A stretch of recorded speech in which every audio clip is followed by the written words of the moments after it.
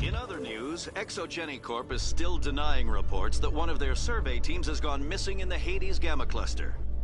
When asked why communication with the survey team was suddenly cut off last week, company officials refused to comment.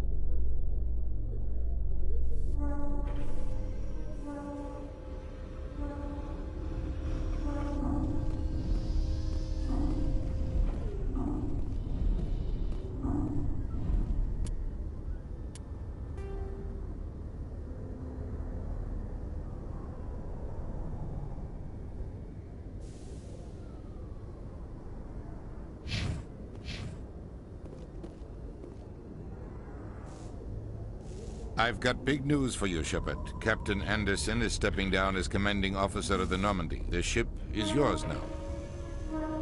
She's quick and quiet, and you know the crew. Perfect ship for a Spectre. Treat her well, Commander. I want the truth. Why are you stepping down, sir? You needed your own ship. A Spectre can't answer to anyone but the Council. And it's time for me to step down. Come clean with me, Captain. You owe me that much. I was in your shoes 20 years ago, Shepard. They were considering me for the Spectres. What happened? I failed. I couldn't make the cut. It's not something I'm proud of. Ask me later and I'll tell you the whole story. For now, all you need to know is, I was sent on a mission with Saren, and he made sure the Council rejected me. I had my shot. It came and went. Now you have a chance to make up for my mistakes. What kind of leads do we have? Saren's gone. Don't even try to find him. But we know what he's after. The conduit. He's got us Geth scouring the Traverse looking for clues. We had reports of Geth in the Pharos system shortly before our colony there dropped out of contact, and there have been sightings around Noveria. Find out what Saren was after on Pharos and Noveria. Maybe you can figure out where the conduit is before he does.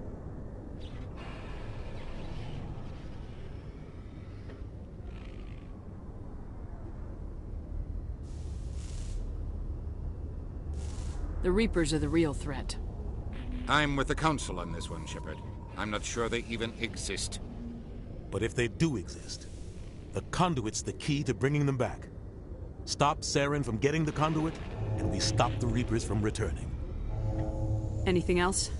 We have one more lead. Matriarch Benezia, the other voice in that recording. She has a daughter, a scientist who specializes in the Protheans. We don't know if she's involved, but it might be a good idea to try and find her. See what she knows. Her name's Liara, Dr. Liara Tassoni. We have reports she was exploring an archaeological dig on one of the uncharted worlds in the Artemis Tau cluster.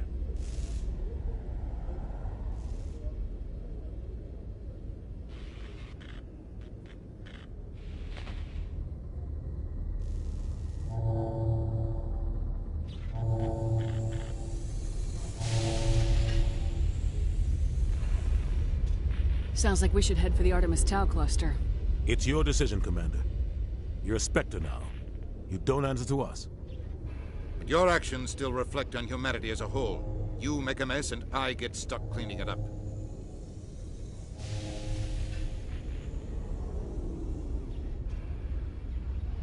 I'll do whatever it takes to stop Saren. Not exactly the answer I was looking for, Shepard. Remember, you were a human long before you were a Spectre.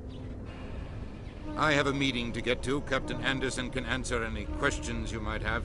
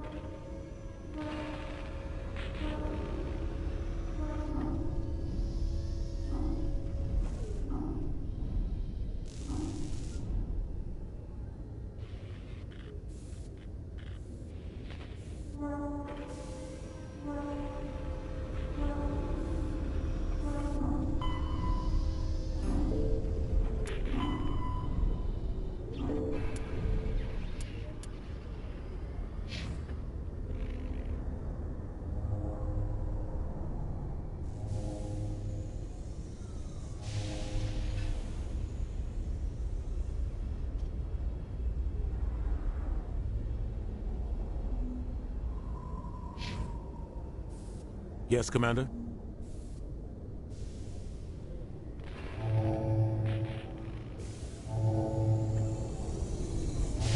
Any extra intel you can give me on our colony at Pharos?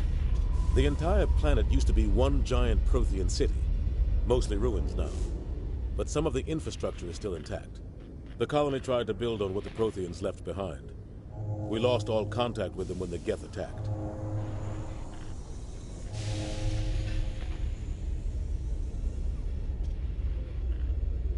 What do you know about the Artemis Tau cluster? Not much. I've never been there myself. A handful of systems with a few small, uncharted worlds, but no real colonies. Might not be easy finding Dr. Tassoni out there. My advice is to look for the world with the Prothean ruins.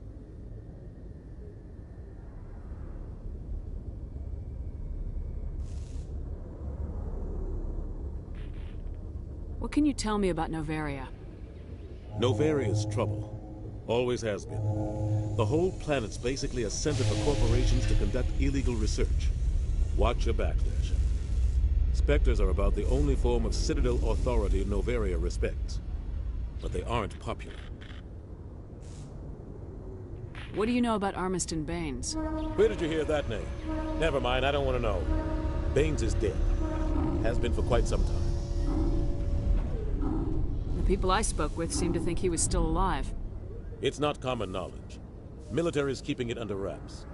Baines was doing some high-level work for the Alliance. Stuff even I wasn't aware of. One day he turns up dead on a drifting scout ship. Everyone suspects it was foul play, but it was never officially investigated. What can you tell me about the ship? I don't know much about it. You should talk to Admiral Kahoku. One of his crews discovered Baines' body. I spoke to Kahoku. He never brought it up. You should mention Baines the next time you see him. See if he'll tell you anything. Is there anything else, Commander?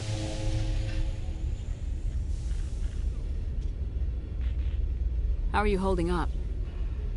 Honestly, this isn't how I pictured my career coming to an end. Pushing papers really isn't my thing. But you're the one who can stop Sarah. I believe in you, Shepard. If that means I have to step aside, so be it. Tell me what happened with you and Saren 20 years ago. It's close to 20 years ago now. Ambassador Goyle was our representative here on the Citadel. Like Udina, she wanted to get a human into the Spectres. She chose me. The Council sent Saren to keep an eye on me and evaluate my performance, just like they sent Nihilus to keep tabs on you.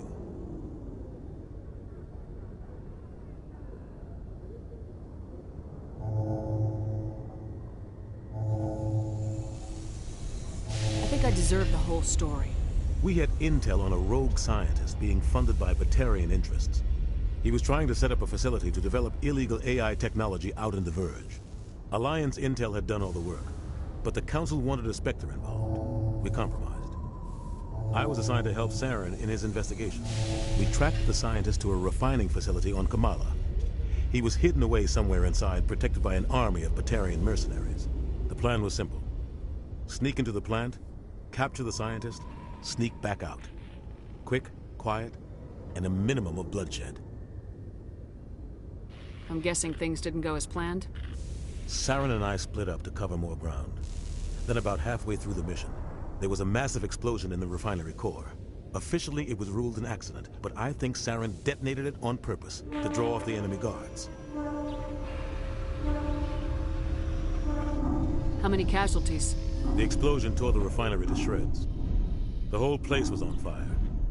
Black chemical clouds poured out into the atmosphere. Nobody inside survived. There was a camp for the workers and their families nearby. Between the fires and the toxic fumes, the final death count was over 500. Mostly civilians. Saren didn't care. The target was eliminated, mission accomplished. And I ended up taking the blame. That ended all talk of me joining the Spectres. Saren caused the explosion. How'd he pin it on you? In his report, Saren accused me of blowing his cover. He said it was my fault the guards were ready for us. He claimed that's why it turned into a massacre. Saren's report was all the proof the Council needed to kill my chances of becoming a Spectre.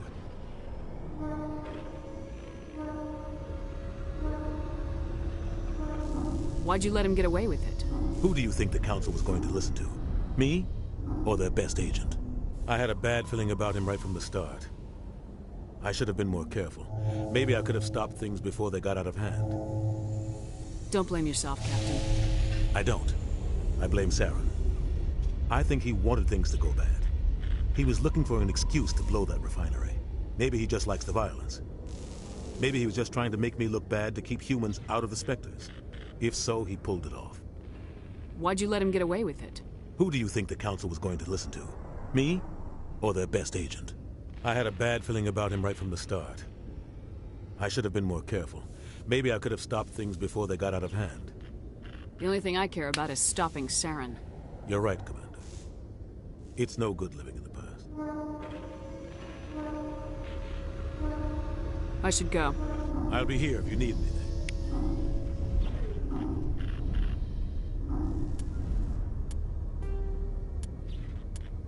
The Elcor are a Citadel species. The Hanar. In the early 2160s, the Alliance began aggressive colonization of worlds in the Skyllian Verge, much to the dismay of the Batarians, who had been developing the region for several decades. In 2171, the Batarians petitioned the Council to declare the Verge a zone of Batarian interest. The Council refused, however, declaring unsettled worlds in the region open to human colonization. In protest, the Batarians closed their Citadel embassy and severed official diplomatic relations with the Council, effectively becoming a rogue state. They instigated a proxy war in the Verge by funneling money and weapons to criminal organizations, urging them to strike at human colonies. Hostilities peaked with the Skyllian Blitz of 2176, an attack on the human capital of Elysium by Batarian-funded pirates and slavers. In 2178, the Alliance retaliated with a crushing assault on the moon of Torfin, long used as a staging base by Batarian-backed criminals. In the aftermath, the Batarians retreated into their own systems and are now rarely seen in Citadel space.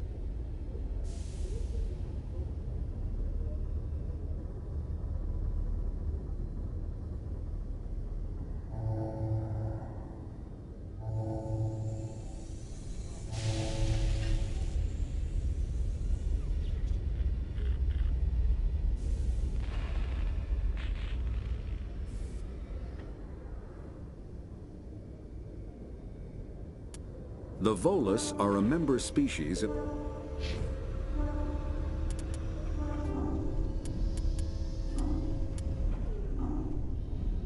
Novaria is a cool, rocky world. Pharos is a habitable world in the Attican... There are between 200 and 400 billion stars in the galaxy, and less than 1% of them have ever been visited or had their systems properly surveyed. Humanity's early expansion into the Attican Traverse was haphazard, a desperate race to claim habitable planets where populations can be economically settled. Ignored in the wake of this land grab were thousands of less hospitable worlds, each potentially rich with industrial resources. The wealth of entire solar systems lies untapped, waiting for corporate survey teams or independent pioneers to discover and exploit them. However, this is not an easy task.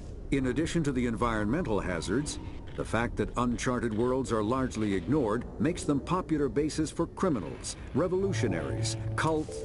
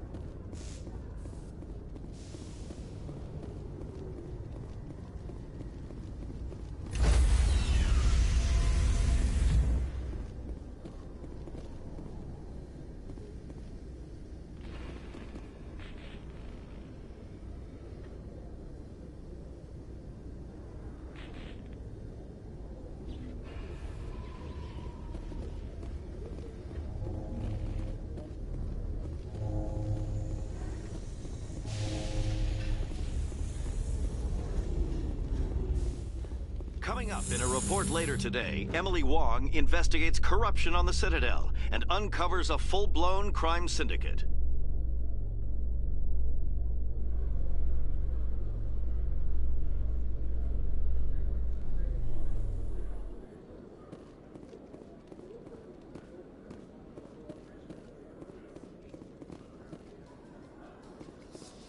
A Solarian excavation team has run into an unexpected problem after unearthing a Prothean dig site. Hanar protesters have blockaded the dig site, claiming that artifacts of the Enkindlers, as the Hanar call them, should not be disturbed. The excavation team has appealed to Hanar representatives on the Citadel to reach a diplomatic solution.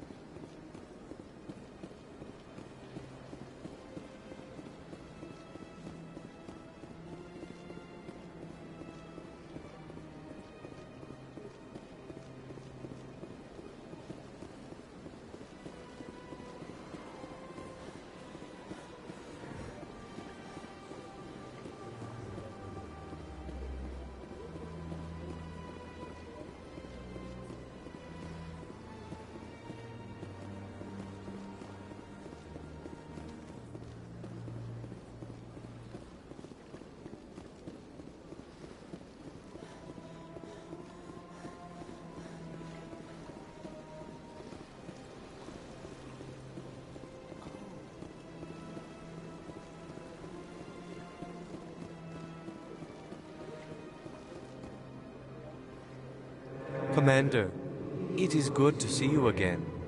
Would you care? Show me your items.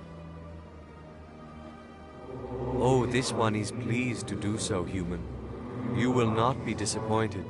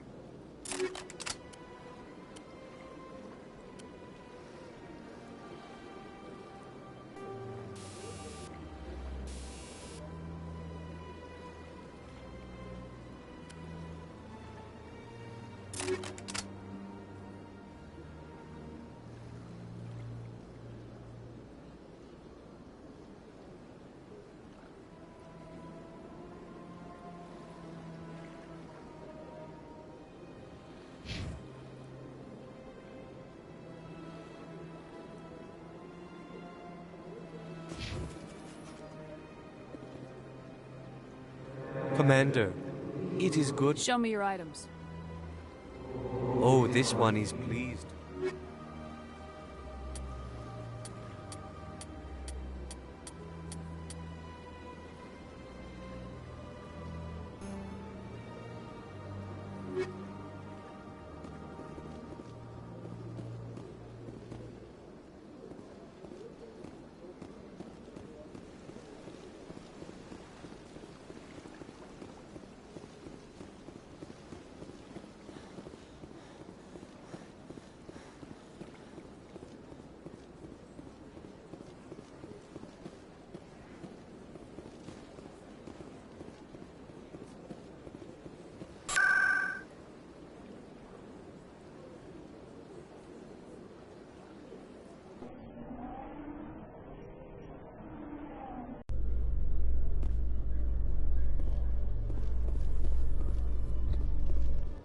My people are wanderers, not military leaders.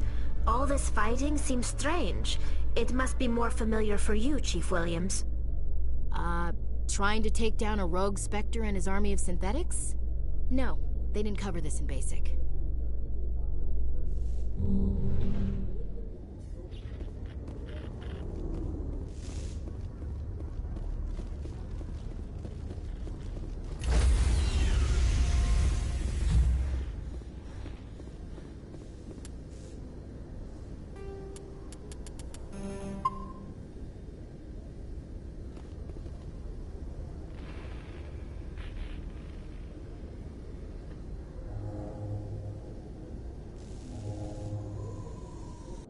Stand by, shore party.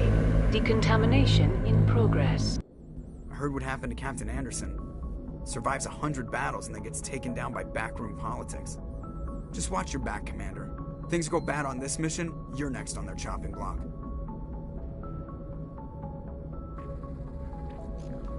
Captain Anderson should be the one in charge.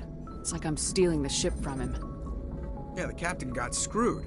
But it's not like you could have stopped it. Nobody's blaming you. Everyone on this ship's behind you, Commander. 100%. Intercom's open. If you got anything you want to say to the crew, now's the time.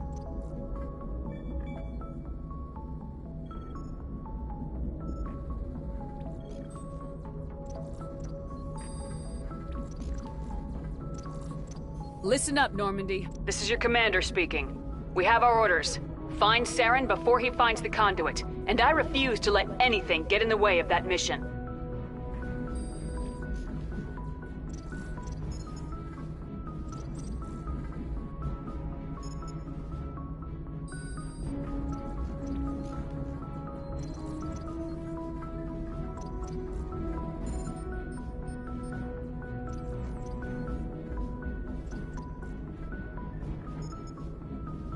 For too long, our species has stood apart from the others. Now it's time for us to step up and do our part for the rest of the galaxy. Time to show them what humans are made of.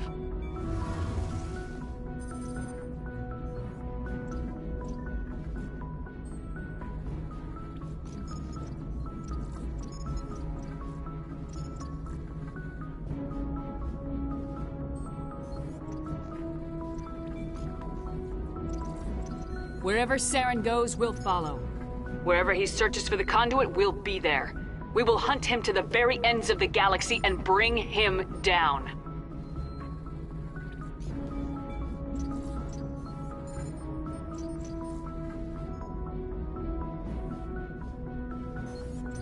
Humanity needs to do this. Not just for our own sake, but for the sake of every other species in Citadel space. Saren must be stopped, and I promise you all, we will stop him. Well said, Commander. Captain will be proud.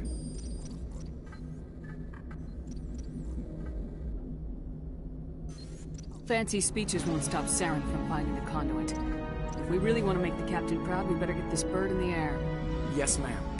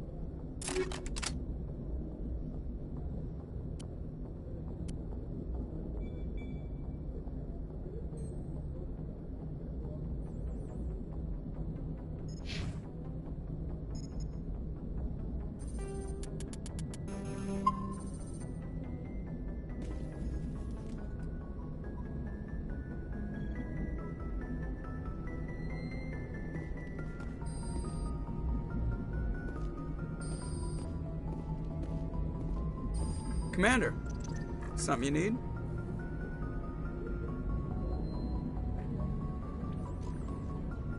How's the Normandy performing? Is she everything they said she'd be? She's the best ship in the fleet. If you've got a pilot who knows how to handle her. Balance isn't what you'd expect. Takes a while to get used to that oversized drive core we got stuffed in the back, and her power can sneak up on you if you're not careful. The Normandy's probably too much ship for your average Alliance pilot, Commander. Lucky for you, I'm anything but average.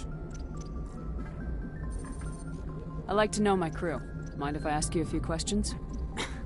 I can see where this is going. You did a background check on me, didn't you? Well, I'll tell you the same thing I told the captain. You want me as your pilot. I'm not good. I'm not even great. I am the best damn helmsman in the Alliance fleet. Top of my class in flight school, I earned that. All those commendations in my file, I earned every single one. Those weren't given to me as charity for my disease. What are you talking about? Are you sick? You mean you didn't know? Oh, crap. Okay, I've got Vrolich syndrome, brittle bone disease. The bones in my legs never develop properly. They're basically hollow, too much force and they'll shatter. Even with crutches and my leg braces, it's hard to get around. One wrong step and crack! It's very dramatic. But I've learned to manage my condition, Commander. Put the Normandy in my hands and I'll make her dance for you. Just don't ask me to get up and dance unless, you like the sound of snapping shin bones.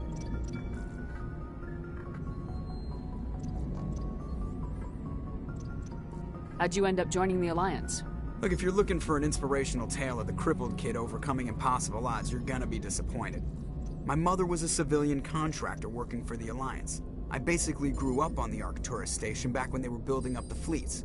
Spend all that time around Alliance ships, there's a good chance you'll end up going to the Academy.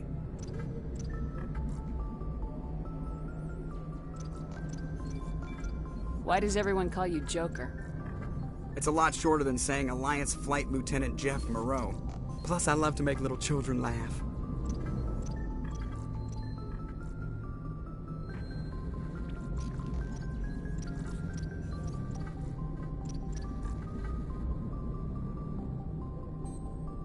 You're dodging the question. Look, I didn't pick the name. One of the instructors in flight school used to bug me about never smiling. She started calling me Joker, and it stuck. Why didn't you ever smile? Hey, I worked my ass off in flight school, Commander. The world's not gonna hand you anything if you go around grinning like an idiot. By the end of the year, I was the best pilot in the Academy. Even better than the instructors, and everybody knew it. They'd all got their asses kicked by the sickly kid with the creaky little legs. One guess who was smiling at graduation? I need to know more about this Vrolich syndrome if I'm putting my ship in your hands. Yeah, of course you do. It's an extremely rare condition. Nobody knows exactly what causes it. Genetic, maybe.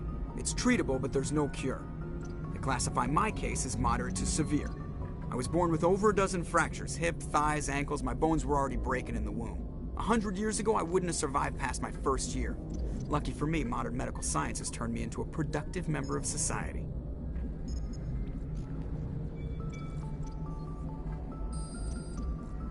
You're not gonna break a bone trying to fly the ship, are you? I don't fly with my feet, Commander, so I'm fine as long as I'm in this chair. I gotta be real careful when I get up to take a piss, though. I can do my job as well as anyone on the ship. Better, actually. So don't worry about it. I'm not trying to make you uncomfortable. Let's talk about something else. Whatever you want, Commander. I have to go. All right, see you.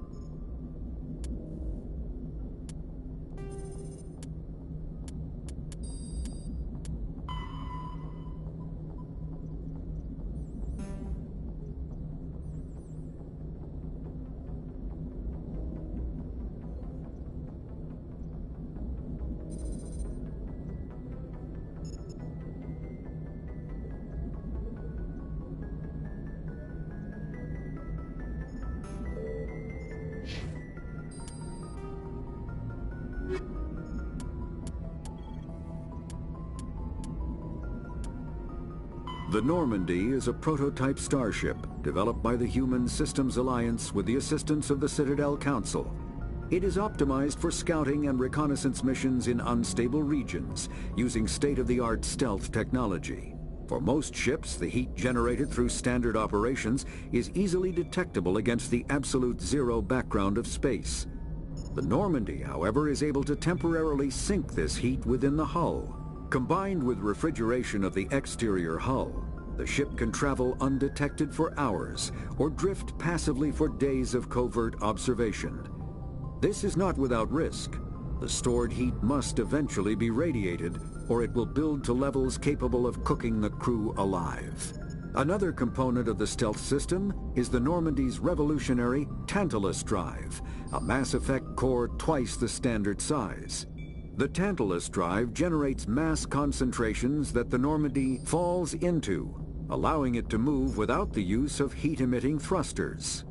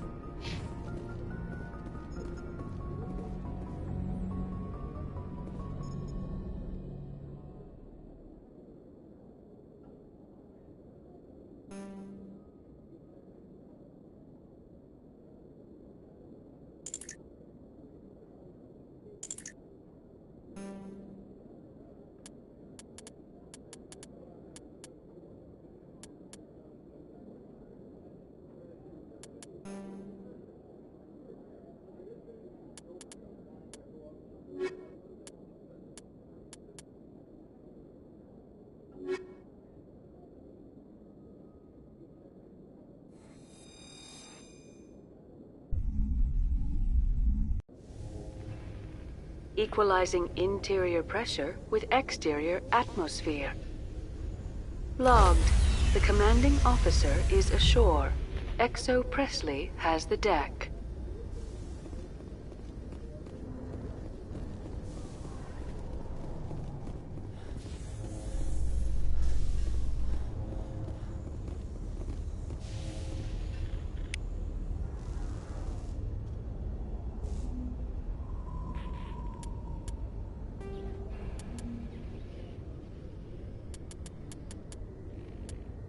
Kinetic barriers, more commonly called shields, provide protection. A mass accelerator propels a solid metal slug using precisely controlled electromagnetic attraction and repulsion. The slug is designed to squash or shatter on impact, increasing the energy it transfers to the target. If this were not the case, it would simply punch a hole right through, doing minimal damage. Accelerator design was revolutionized by Element Zero. A slug lightened by a mass effect field can be accelerated to greater speeds, permitting projectile velocities that were previously unattainable. If accelerated to a high end...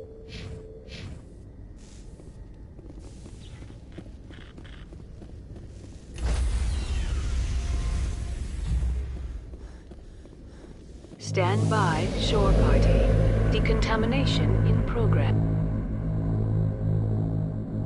Logged. The commanding officer is aboard. Exo Presley stands relieved.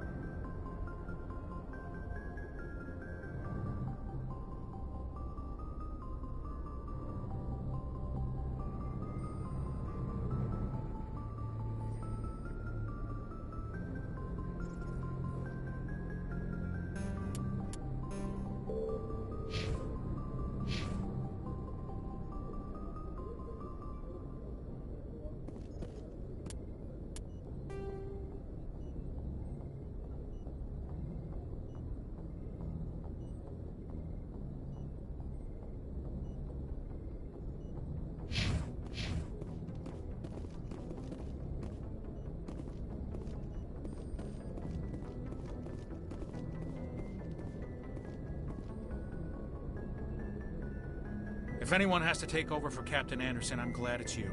I'm not sure about having non-humans on our ship, though.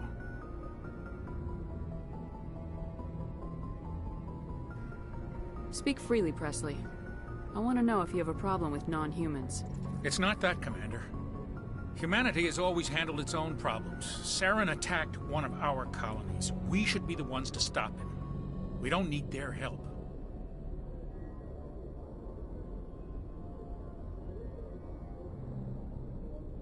This is bigger than humanity. Saren's a threat to every species in the galaxy, and I'll welcome anyone who wants to help me bring him down. I guess so. Maybe I'm just stuck in the old ways of thinking. But don't worry, Commander. This won't be a problem. Speak freely, Presley. I want to know if I trust you, Commander. If you think they belong here, then so do I. How did you end up assigned to the Normandy?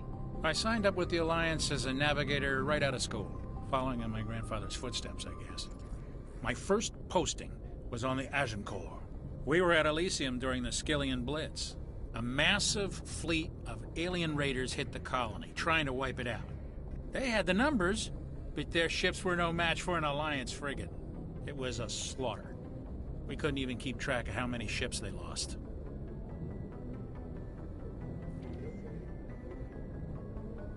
How'd you end up on the Normandy? I got my officer's commission after Elysium. Must have made an impression on the right people. Captain asked for me when he was picking his crew. How did you end up assigned to the Normandy? I signed up. We were at Elysium. They had the numbers, but their ships were no match for an Alliance frigate. It was a slaughter. Carry on, Presley. Yes, ma'am.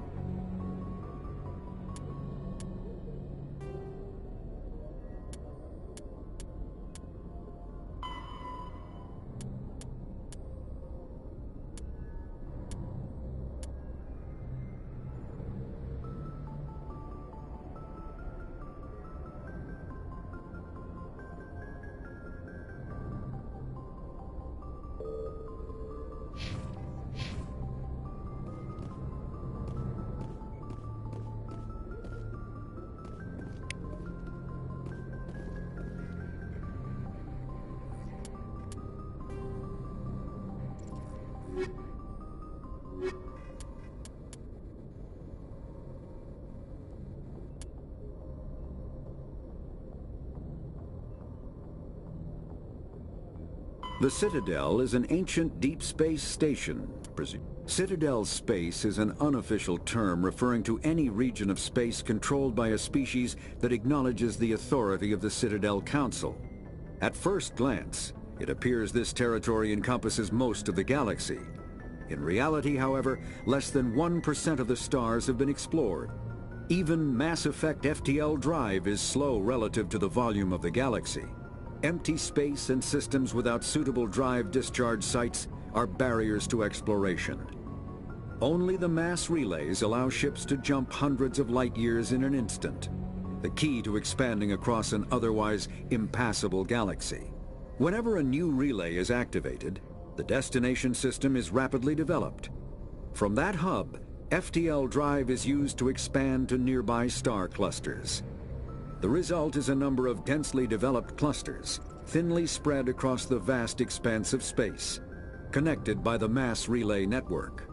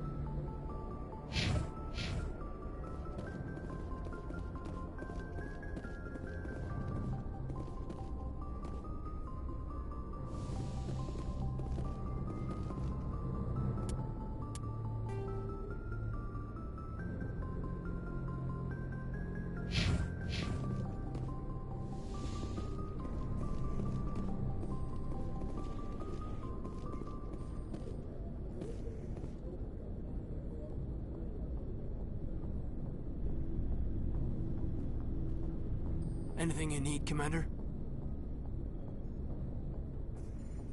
Just trying to get a sense of where the crew's at. Thoughts? I've wasted enough of your time for now, Commander. We'll have time for personal debriefings later. What's your opinion on the last mission? I don't see how we could have done things any better. At least not without getting to Eden Prime sooner. And we were on the scene faster than any other Alliance ship could have been.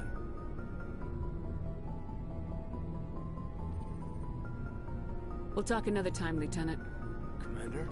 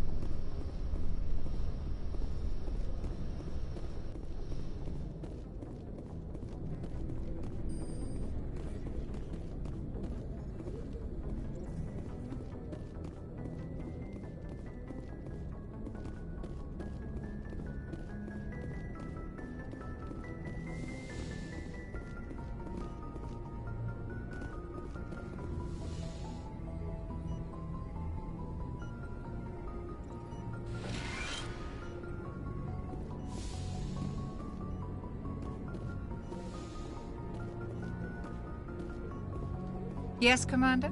Is there something you need? How did you end up serving on an Alliance ship? I enlisted right out of med school. Earth always seemed boring to me. Too safe, too secure. I figured the colonies were teeming with exotic adventure. I wanted to travel the stars, tending the wounds of tough soldiers with piercing eyes and sensitive souls. Turns out military life isn't quite as romantic as I'd imagined. But humanity needs the Alliance if we want to keep expanding through the Traverse, and the Alliance always needs good doctors. So I stayed on to do my part. Ever think you made the wrong choice? Sometimes I think about opening a private practice back on Earth, or maybe taking a position at one of the new med centers out in the colonies. But there's something special about working on soldiers. If I left the Alliance now, I'd feel like I was abandoning them. How well do you know the Lieutenant? I'd never worked with him before this mission. But he has an impressive service record, over a dozen special commendations. Tends to keep to himself, though. Maybe because of the headaches. It's not easy being an L2. What does that have to do with it? Well, most biotics now use the L3 implants. Lieutenant Alenko was wired with the old L2 configuration. Sometimes there are complications. What kind of complications? Severe mental disabilities, insanity, crippling physical pain. There's a long list of horrific side effects. Caden's lucky. He just gets migraines. I should go. Goodbye, Commander.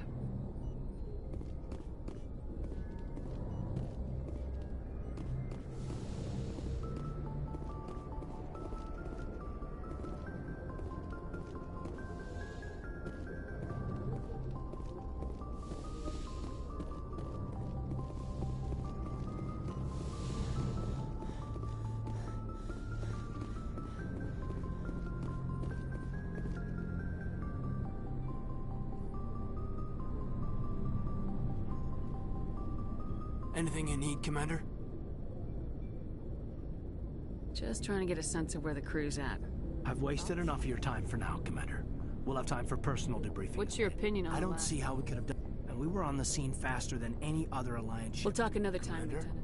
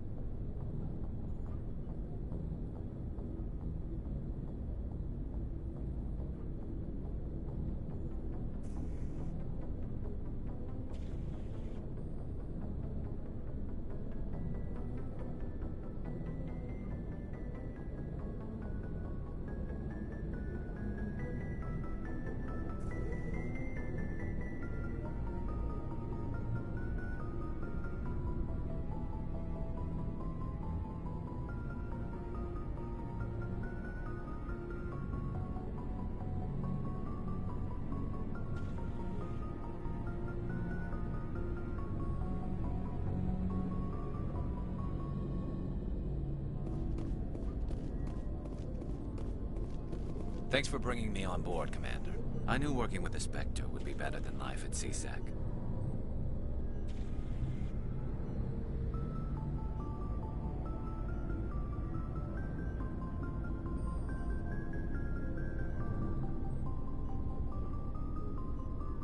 Have you worked with the Spectre before? Well, no, but I know what they're like. Spectres make their own rules. You're free to handle things your way. At CSEC, you're buried by rules. The damn bureaucrats are always on your back.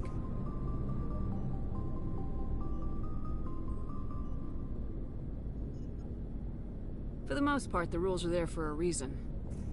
Maybe. But sometimes it feels like the rules are only there to stop me from doing my work.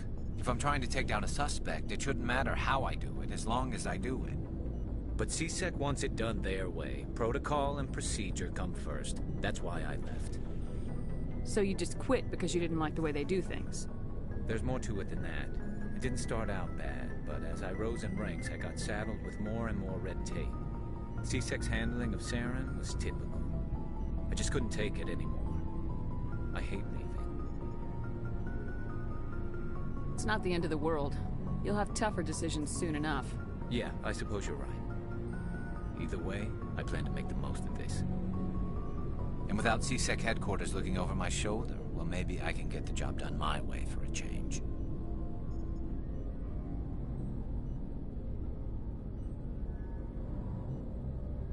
As long as you do your job well, you're free to go about your business as you see fit. Thank you, Commander.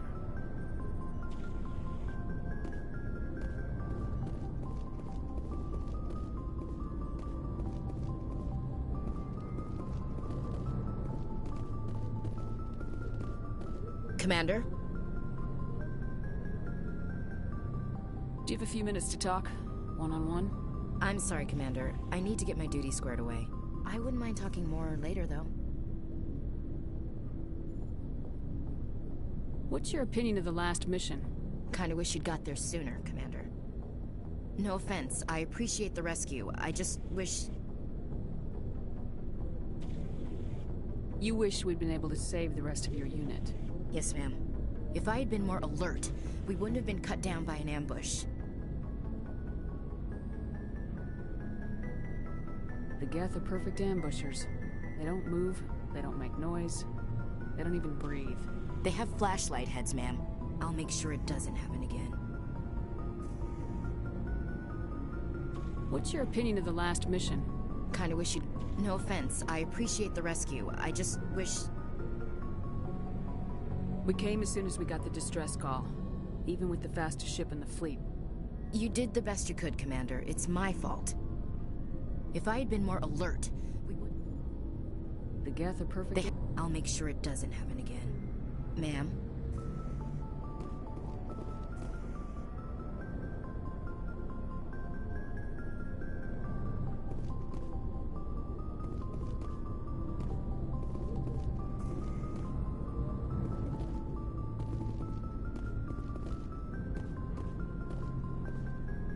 Nice ship you got, Shepard. What can I do for you? What's your story, Rex? There's no story. Go ask the Quarian if you want stories.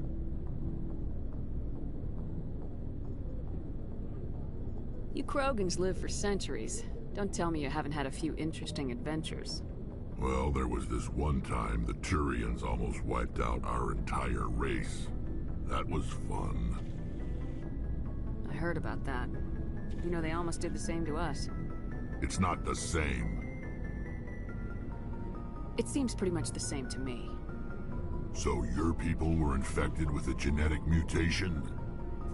An infection that makes only a few in 1,000 children survive birth? And I suppose it's destroying your entire species? I suppose it isn't all the same. I don't expect you to understand, but don't compare humanity's fate with the Krogan. I was just making conversation. I wasn't trying to upset you. Your ignorance doesn't upset me, Shepard. As for the Krogan, I gave up on them long ago. The genophage infected us. But it's not what's killing us.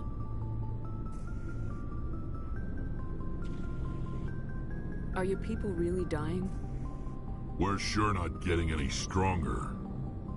We're too spread out. None of us are interested in staying in our own system. Lots of species have left their homes and prospered. But they go to colonize new worlds. We're not settlers. We're warriors. We want to fight. So we leave. Hire ourselves out.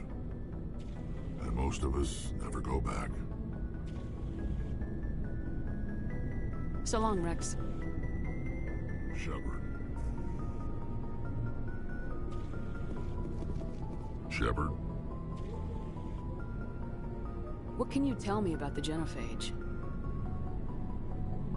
Ask the Solarians if you want details. They made it.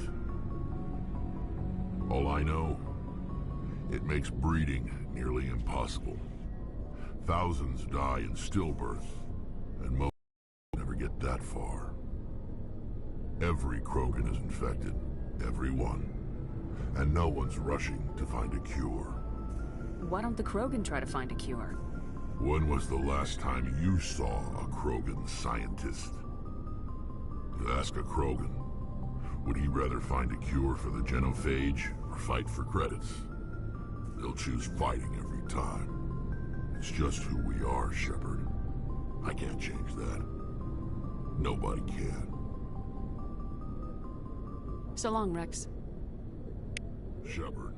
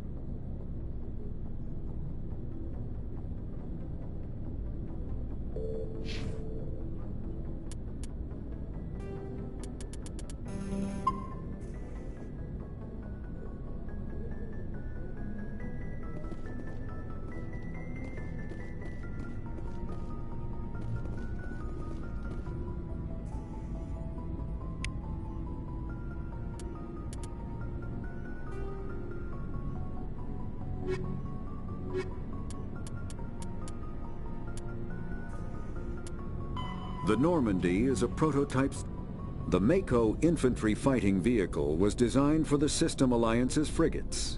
Though the interior is cramped, an M35 is small enough to be carried in the cargo bay and easily deployed on virtually any world. With its turreted 155mm mass accelerator and coaxially mounted machine gun, the Mako can provide a fire team with weapon support as well as mobility. Since Alliance Marines may be required to fight on any world, the Mako is environmentally sealed and equipped with microthrusters for use on low-gravity planetoids. The Mako is powered by a sealed hydrogen-oxygen fuel cell and includes a small Element Zero core. While not large enough to nullify the vehicle's mass, the core can reduce it enough to be safely airdropped. When used in conjunction with thrusters, it also allows the Mako to extricate itself from difficult terrain.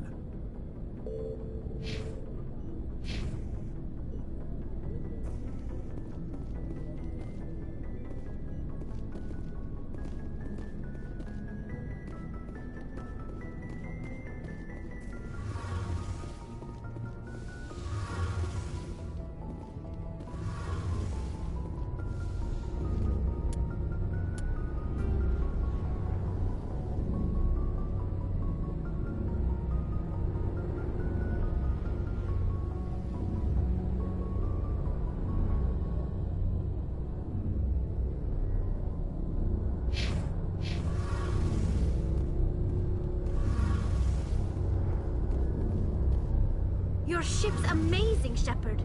I've never seen a drive core like this before. I can't believe you were able to fit it into a ship this small. I'm starting to understand why you humans have been so successful. I had no idea Alliance vessels were so advanced.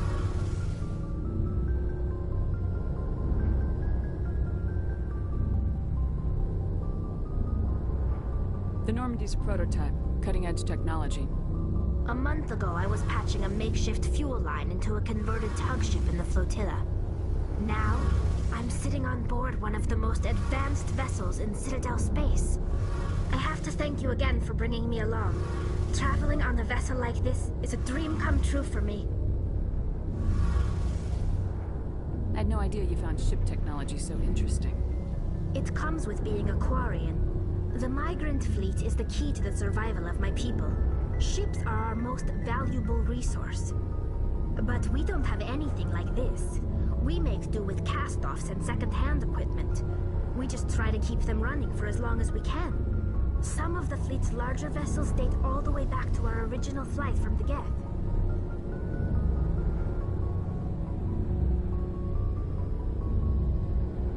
I can't believe your fleet's still using ships that are 3 centuries old. They're constantly being repaired, modified, and refitted. They aren't pretty, but they work. Mostly. We've tried to make ourselves as independent as possible on the flotilla. Grow our own food, mine, and process our own fuel. But some things we just can't make on our own. A patch to maintain the hull integrity requires raw materials we just don't have. That's why our pilgrimages are so important. Tell me about your people. Our lives aren't easy. Resources are scarce, and we are constantly on the move.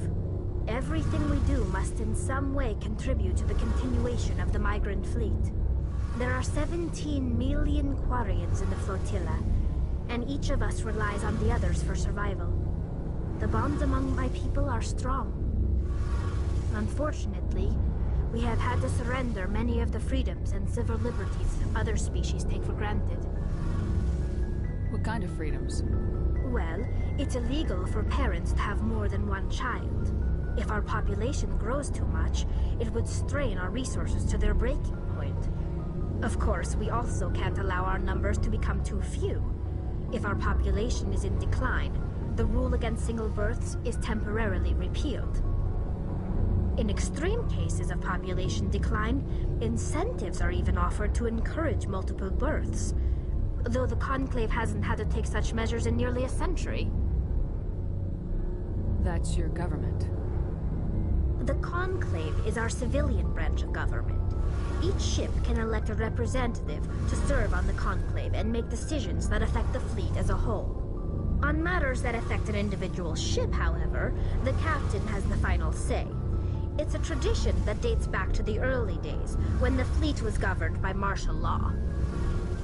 Fortunately, most captains nowadays are smart enough to have an elected council from their crew to give them advice and guidance. So the ultimate power rests with elected officials? In practice, the Conclave and the respective council for each ship tend to set the rules that govern our daily lives. But in theory, we are still under military jurisdiction. The 5 top-ranking military officials in the fleet serve on the Admiralty Board. These 5 have the power to overrule any decision by the Conclave in case of emergency. To do so requires unanimous agreement among the Admiralty, and they can only do this once. After that, the entire board must resign their posts. It's a safeguard that served us well. In nearly 3 centuries, the Admiralty Board has only overruled the Conclave 4 times. I want to know more about the Geth. I doubt I can tell you anything you don't already know. It's been almost 3 centuries since they drove my people into exile. All I know is the story of their origins. What they were when we created them, and how they turned on us.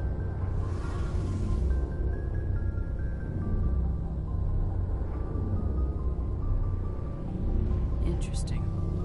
The Geth were originally created to serve as an automated manual labor force. Initially, their intelligence was as limited as any VI. Over time, we made small modifications to their programming to allow them to perform more varied and complex tasks, bringing them closer and closer to true AI status. How come the Council didn't step in and stop you? This wasn't true AI research. We may have been skirting the bounds of the law, but we never did anything that was actually illegal. The changes were so insignificant, so gradual, that we were able to control them. Or so we thought. But one thing we underestimated was the power of the neural network. A million Geth thinking simultaneously created an inherently unstable matrix. So the Geth share brainpower? Many of the Geth's logic systems were designed to work in concert with other nearby Geth. Basically, the more of them you have in a group, the smarter they are.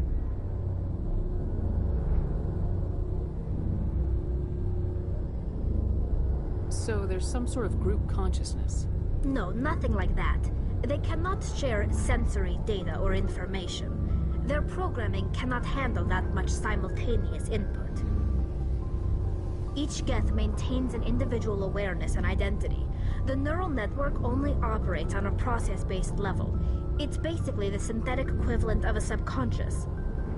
But when they're in close proximity, they can coordinate low-level functional processes, freeing up more capacity for original or independent thought. That doesn't make any sense. I'm probably oversimplifying. The Geth are incredibly advanced and complex creations. All you need to know is that they get smarter when they gather in large numbers. As we built more and more Geth, their effective intelligence became more sophisticated, more abstract. One day, a Geth began to ask its Quarian overseer questions about the nature of its existence. Am I alive? Why am I here? What is my purpose? As you can imagine, this caused a near panic among my people. I don't see what's so bad about those questions. The Geth were created to engage in mundane, repetitive, or dangerous manual labor. That's fine for machines, but it won't satisfy a sentient being for long. The Geth were showing signs of rudimentary self-awareness and independent thought. If the Geth were intelligent, then we were essentially using them as slaves. It was inevitable the newly sentient Geth would rebel against their situation. We knew they would rise up against us, so we acted first. A general order went out across all Quarian-controlled systems to permanently deactivate all Geth. The Geth responded to this order violently.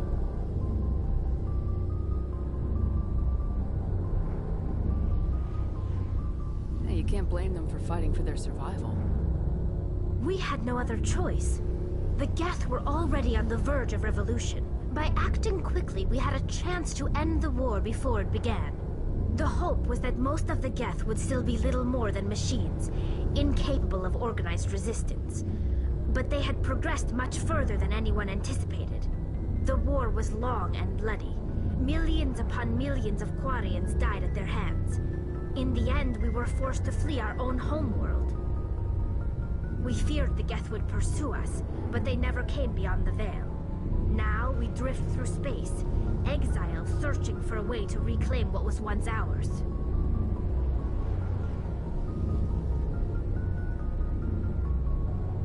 It's hard to feel sorry for you. Your ancestors tried to wipe out another species. We made a mistake when we created the Geth in the first place.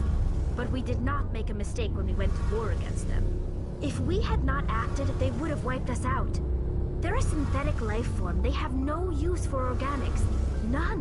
Why do you think they cut themselves off from the rest of the galaxy? Why do you think they've killed every organic being who's ever tried to contact them? They didn't kill Saren. What does that tell you? The Geth are not innocent victims in all this. They're the enemy. They want to destroy us. Not just the Quarians. All organic life. That's why they've joined up with Saren. And that's why we have to stop him. I want to know more about the pilgrimage. When my people reach maturity, we leave our birth ships and seek acceptance with a new crew. It's necessary to maintain genetic diversity among the fleet. But no ship wants to accept someone who will be a burden on them. So, to prove our worth, we set out alone, leaving the flotilla and our families behind us. This is presented as a gift to the captain of the respective ship we wish to join. If the gift is accepted, we are welcomed into the crew. Can a captain choose to reject the gift? That doesn't happen often. Most captains are eager to increase the size of their crew. It increases their own standing in our society. Even when the gift is not particularly valuable, the captain usually accepts it out of a sense of tradition. However, there is a stigma to... It's not the best way to make a good impression on a new community. Most pilgrims don't return until they find something worthwhile. I can't believe they just send you off alone. It's not like they just cast us out. Before we leave, we also receive implants to fight off sickness and disease. Generations of living in an isolated and highly controlled environment have left our immune... By the time we leave the fleet, we are well equipped for the pilgrimage. This is a rite of... Virtually every pilgrimage ends with a triumphant return and the ritual presentation of the gift to one of the fleet's... I want to talk about something else. Like what? I should go. See you later.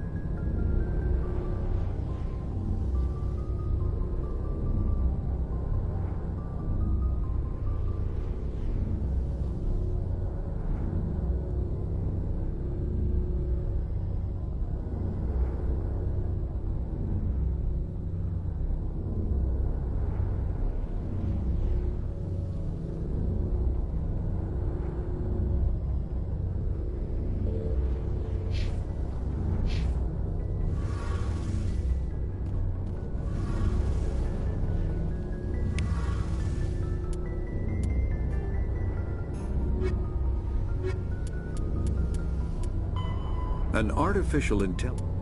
Biotics is the ability. Element zero can increase or decrease the mass of a volume of space-time when subjected to an electrical current. With a positive current, mass is increased. With a negative current, mass is decreased. The stronger the current, the greater the magnitude of the dark energy mass effect. In space, low-mass fields allow FTL travel and inexpensive surface-to-orbit transit. High-mass fields create artificial gravity and push space debris away from vessels. In manufacturing, low-mass fields permit the creation of evenly blended alloys, while high-mass compaction creates dense, sturdy construction materials. The military makes extensive use of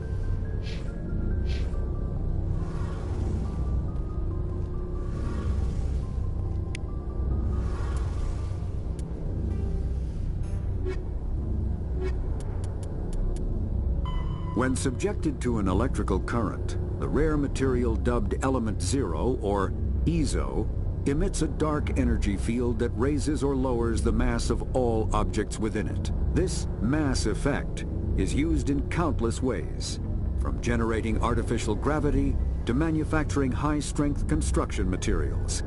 It is most prominently used to enable faster-than-light space travel. EZO is generated when solid matters. Hey, Commander, you know that Quarian, Tally? She's been spending all her time down here asking me about our engines. I'll tell her to leave you alone. What?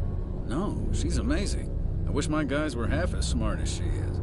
Give her a month on board and she'll know more about our engines than I do. She's got a real knack for technology, that one. I can see why you wanted her to come along.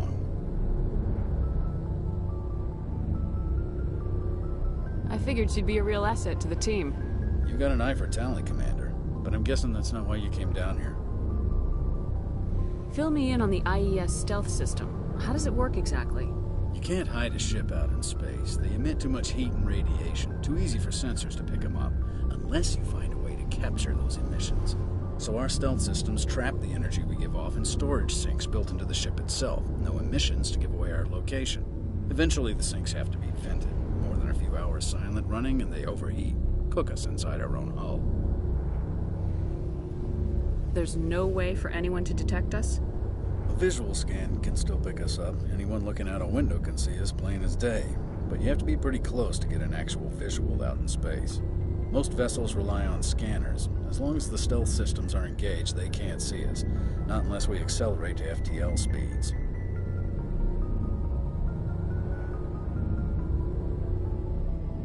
Why doesn't it work with faster-than-light travel? Cranking up the FTL blue shifts our emissions, pushes them into frequencies too high to capture in the sinks. As soon as we make the jump, it's like setting off a flare. Sensors can pick up our location whenever we enter or exit FTL flight, but for short-range missions, our stealth systems are amazing, and we've got the only one. Where else have you served, Adams? If you name a class of Alliance ship, I've probably served on it. Everything from dreadnoughts and carriers right down to frigates like the Normandy. My last assignment was on the Tokyo, only a cruiser, but she was a good ship. Couldn't hold a candle to the Normandy, though. I want to know more about the Normandy. She's the best ship I've ever served on, probably the fastest vessel ever designed. And she's the only one using the new Tantalus drive core. What's so special about the Tantalus drive core? Proportionally, it's about twice the size of any other vessel. Not only are we faster, we can run at FTL speeds longer before we have to discharge the core.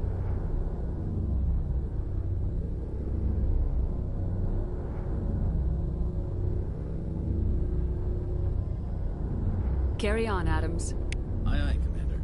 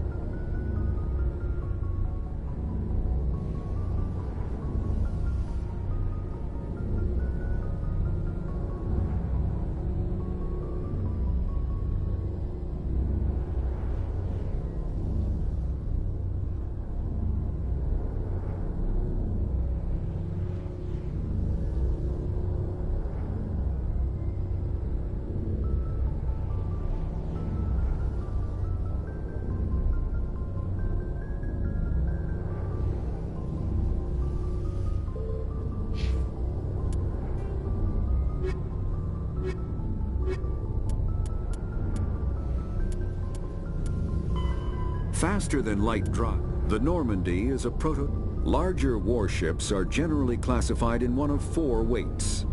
Frigates are small, fast ships used for scouting and screening of larger vessels. Frigates often operate in wolf-pack flotillas. Cruisers are middleweight combatants, faster than dreadnoughts and more heavily armed than frigates. Cruisers are the standard patrol unit and often lead frigate flotillas. Dreadnoughts are kilometer-long capital ships mounting heavy, long-range firepower. They are only deployed for the most vital missions. Carriers are dreadnought-sized vessels that also carry large numbers of fighters. Smaller vessels are almost exclusively used in a support role to the warships during combat. Fighters are one-man craft used to perform close-range attacks on enemy ships.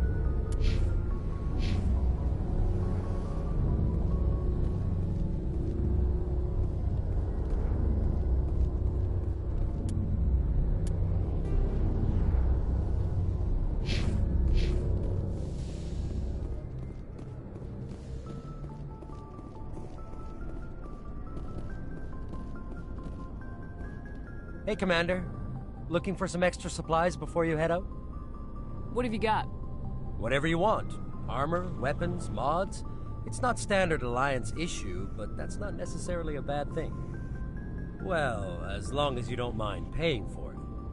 Why should I pay you for my weapons and armor? My stuff doesn't come from the Alliance. I have to purchase it myself, and it's not cheap. Hell, the licenses alone have set me back more than I'd like. But no licenses, no goods.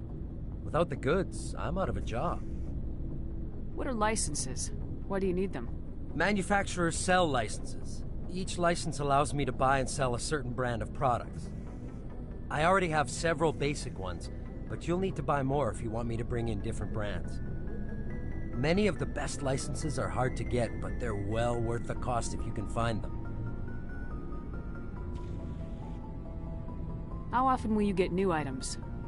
Well, that depends on how many licenses you've purchased. But I'll rotate items on a regular basis regardless. And anytime we land someplace with a big enough port, I'll buy, sell, and trade whatever I can. Check back often. I need to move items quickly, so only the most basic items will be stocked consistently. What are licenses? Why do you need them? Manufacturer... Not right now, thanks. No problem. Keep checking back. Looking for supplies? Not right now, thanks. No problem. Keep checking back. Looking for supplies? Let's see what you got. You bet, Commander.